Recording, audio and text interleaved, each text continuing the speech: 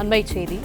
பாமக, வன்னியர் சங்கம் ஆகிய இரண்டையும் மகன் அன்புமணியிடம் ஒப்படைக்க ராமதாஸ் முடிவெடுத்துள்ளதாக தகவல் வெளியாகியுள்ளது.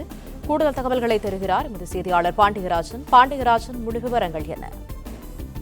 பாமக தலைவர் அன்புமணி ராமதாஸ் தைலாபுரம் தோட்டத்தில் இன்று அவரது தந்தையான ராமதாஸ் அவர்களை சந்தித்தார். கிட்டத்தட்ட 18 மாத இடைவெளிக்கு பிறகு டாக்டர் ராமதாஸ் மற்றும் அன்புமணி இருவரும் சந்திக்கக்கூடிய நிகழ்வு என்பது இன்று நடந்திருக்கிறது.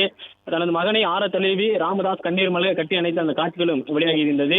குறிப்பாக நடைபெற்று முடிந்த தேர்தல் பற்றியும் தேர்தலுக்கு பிறகு அன்புமணியின் செயல்பாடுகள் பற்றியும் ராமதாஸ் அவர்கள் அன்புமணி ராமதாஸ் அவர்களை பாராட்டியதாக தகவல்கள் வெளியாகியிருக்கிறது.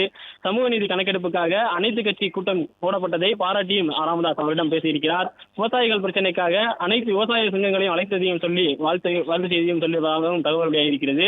ராமதாஸ் அவர்களின் விருப்பப்படி கிராமமாக தற்போது அன்புமணி செல்வதை டாக்டர் ராமதாஸ் ஊக்கப்படுத்தியிருப்பதாக சொல்லப்பட்டிருக்கிறது.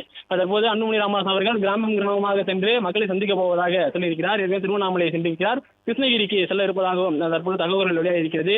இந்நிலையில் நான் எதையெல்லாம் நீ செய்ய வேண்டும் என்று உன்னை திட்டினோ உன் மீது கோபம் கொண்டனோ அதையெல்லாம் நீ தற்போது செய்து கொண்டிருக்கிறார் என்கின்ற வகையிலே ராமதாஸ் அவர்கள் அன்புமணி ராமதாஸ் அவர்களிடம் சில ஆரோக்கியமான வார்த்தைகளை பேசியிருக்கிறார். குறிப்பாக நான் எனது உடல்நலனில் கவனம் செலுத்தப் போகிறேன் என்கின்ற ஒரு வார்த்தையும் சொல்லியிருக்கிறார். பாமக, வன்னியர் சங்கம் இரண்டையும் அன்புமணி பார்த்துக் கொள்ளக்கூடிய வகையிலே தற்போது அவர் முடிவெடுத்திருப்பதாகவும் தகவல் வெளியாகியிருக்கிறது. அவர் சொல்லியிருக்கக்கூடிய வார்த்தைகளை பொறுத்த வரைக்கும் நான் என்னவெல்லாம் செய்ய வேண்டும் என நினைத்தோனோ அதை தற்போது நீ செய்து கொண்டிருக்கிறாய் என்கின்ற ஒரு வார்த்தையை அன்புமணி ராமதாஸ் அவரிடம் சொல்லியிருக்கிறார். கட்சியையும் மற்ற அமைப்புகளையும் நீ கவனித்துக் கொள் என்கின்ற ஒரு வார்த்தையையும் அவர் பேசும்போது சொல்லியிருப்பதாக தகவல் வெளியாகியிருக்கிறது. பாமக தவிர பசுமை தாயகம், சமூக ஊடக பேரவை, சமூக நீதி வழக்கறிஞர் சங்கம், வன்னியர் சங்கம் என மொத்தமாக 34 துணை அமைப்புகள் இருப்பது என்பதும் குறிப்பிடத்தக்கது.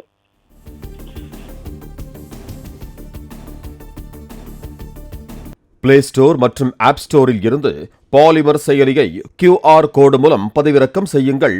செய்திகளை உடனுக்குடன் பெறுங்கள்.